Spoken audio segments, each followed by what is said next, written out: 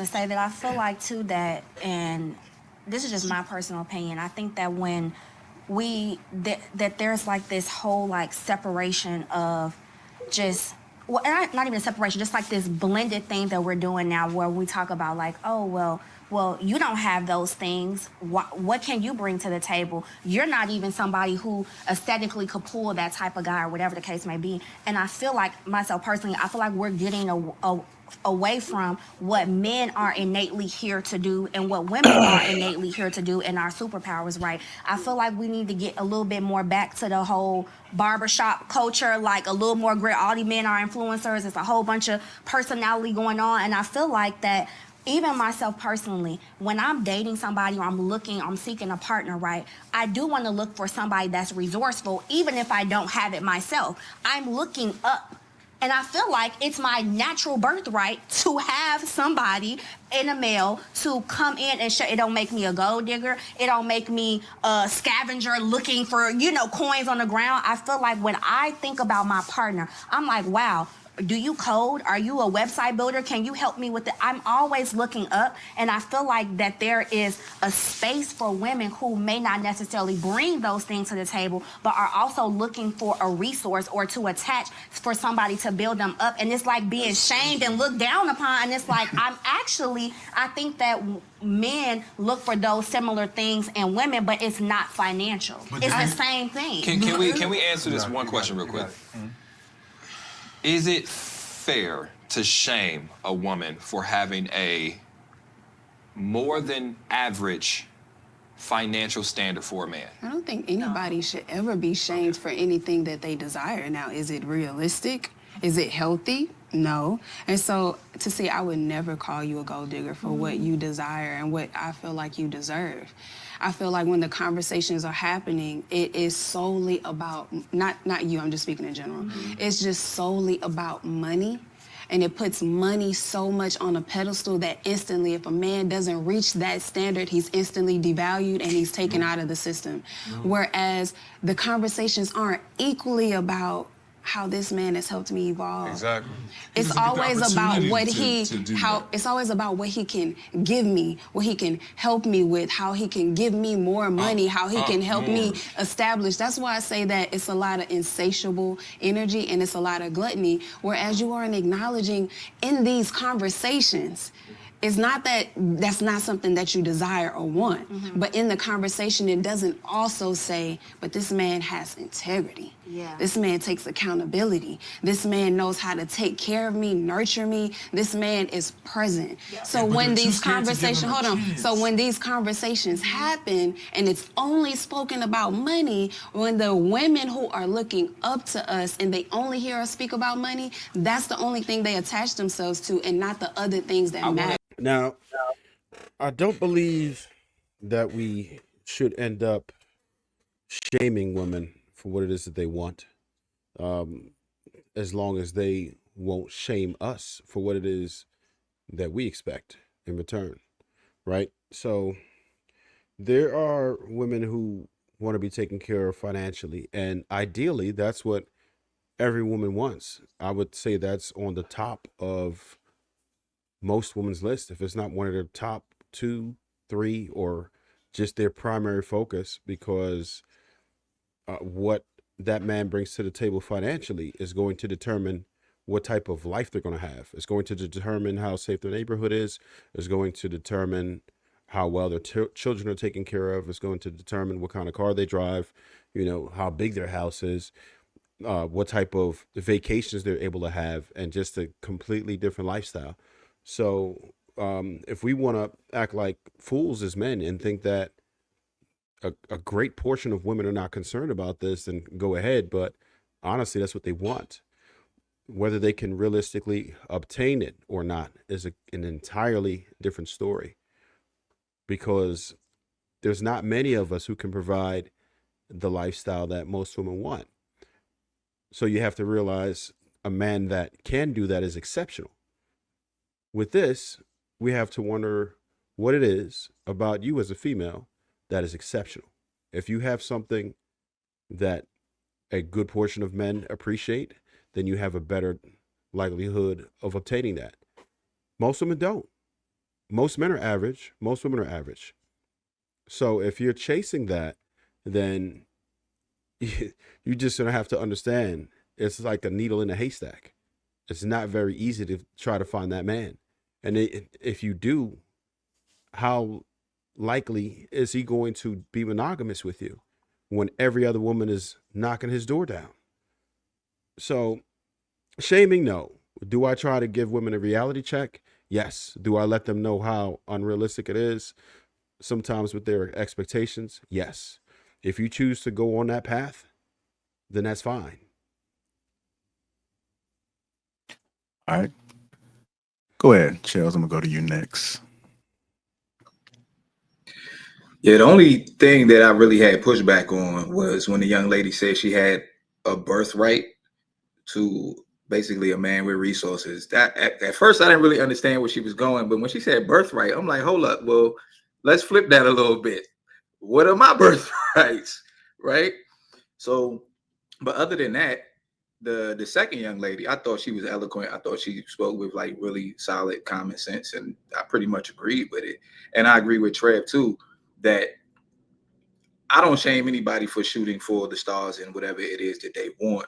But if we're gonna have a conversation about it, if you're gonna have a conversation with me, we're gonna be realistic about the chances of you actually attaining it. You can find a needle in a haystack, but the question is, are you willing to search for that needle long enough to be able to find it?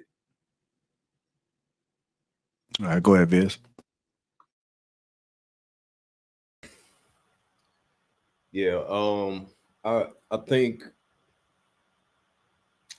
I'm kind of on the fence as far as with shaming people for that. I think that there are some things that deserves to be shamed. I think the way that you go about professing whatever your desires, wants are, I think that that is the variable for me as far as with if I'm ashamed you or not, or if I'm gonna look at you a certain type of way, because you can do it in a respectful way. Uh, every person on the planet is going to be on one side of the spectrum of whatever the discussion is, right? All us six fellas on the panel, there's going to be something that we disagree about, and you know what? It's I'm not losing no sleep over it. If that's how you feel, that's how you feel. You know what I'm saying? I can respect that. Now, if you go about it in a way of where you're nasty in the approach of whatever it is that you're sharing, then hell yeah, you deserve to be shamed at that point. But yeah, we all have standards. We all have desires. We all have wants. So whatever that want and desire may be, by all means, you got this one life. If that's what you want to go for it. If you get it, congratulations. If you don't get it, that's part of life and the decision that you make. So I think if in that, from a woman's perspective, if the only thing that you're looking for is money, the money don't mean shit, because you can find a nigga that's making 7 figures, but he beating your ass every day. He burning you every other month. You know, so it's other things that come in place with that. So I think if when that conversation is solely isolated on that, then it's a problem, because all of the other things that play the bigger role in it. All right, go ahead, White. Once again, I appreciate women like this. Uh, when they tell you their expectations, their wants, and their desires, listen to them. If you're not in the path or you desire to get after somebody, then avoid them. They save you time, space, resources, attention, affection, anything that you might have poured into this woman to find out later on that you didn't meet up to the standard or that you were required to do X, Y, and Z to keep her. She just saved you a whole lot of stress and headaches. Like I preferred it. I prefer somebody to get me all the things that's gonna turn me off or send me away before I even getting to know them. Like, oh, that's what you want? Bet we could be cool. I don't got no smoke for you, really. Like, as a matter of fact, I hope you get it. If you do, I'll clap for you. Am I gonna give it to you? No. Like, nah, I'm not doing it. So I don't even concern myself with thinking about, well, she needs to. Ain't my problem. Whoever date her, that's their problem. That shit got nothing to do with me. And if I see somebody doing it, hopefully they doing it happily where they can survive. Because that John Henry syndrome, when niggas work themselves to the grave, I refuse. It's not gonna be me. You're not gonna catch me burning my back out and working myself specifically to the grave to provide materialistic. Man, hell no. Under no circumstances. No. I appreciate her. I thank you, ma'am. Thank you. That was all I gotta say about it. And Marcus, what do you think about this comment right here? Do you realize we have fathers and they tell us to get a man with means? Yeah, I think they mean like a man that could take care of a home and be able to provide substance. So food, like shelter, food, necessities. Not to go buy your ass a Birkin bag.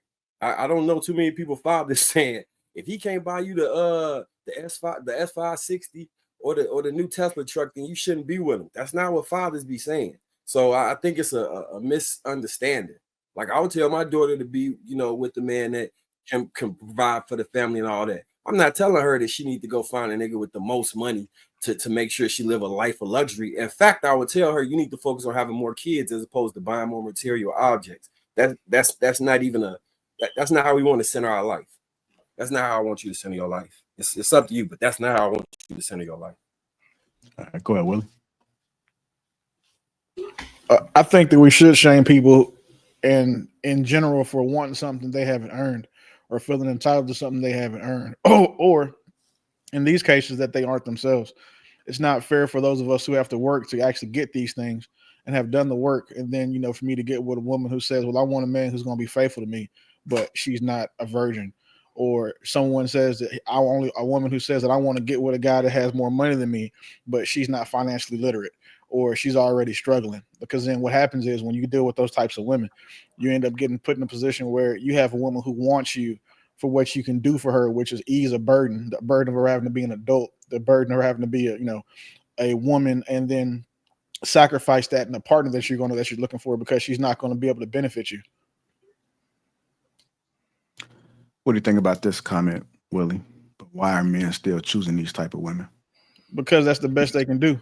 And a lot of times women think the same way women think they have a bunch of options because they got a bunch of men that want to fuck them. They think that men are choosing these women because if that's the best a man can do, he's going to do whatever it takes to maintain access to her vagina. What type of women she talking about? These bums. I don't. One that's choosing a man solely for resources, or she lightweight a gold digger. Yeah. Okay. Because I know for me personally, I don't. I think in order to deserve something or to deserve a man, you have to be what he's looking for. I don't. It don't matter what that is. I know for me, you don't got to be financially literate or nothing like that. I can teach you all of that type of stuff. You just got to be whatever I'm looking for. You got to be that. If you're willing to be that woman, then you deserve me. And I feel like if you're a man who is like, yo, this is what women are telling me they like. This is what this woman wants. If I build myself up to be, or if I just happen to be that, what she's looking for, then I deserve her if I've done what it takes.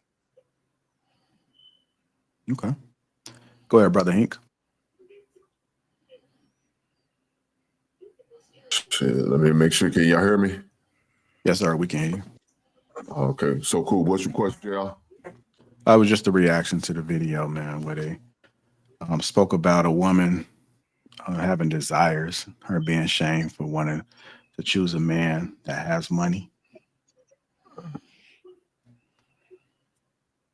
Ain't no wrong with her having desires, but doesn't mean she's always gonna get what she desires. That's the thing about it. You got to be a special type of person, and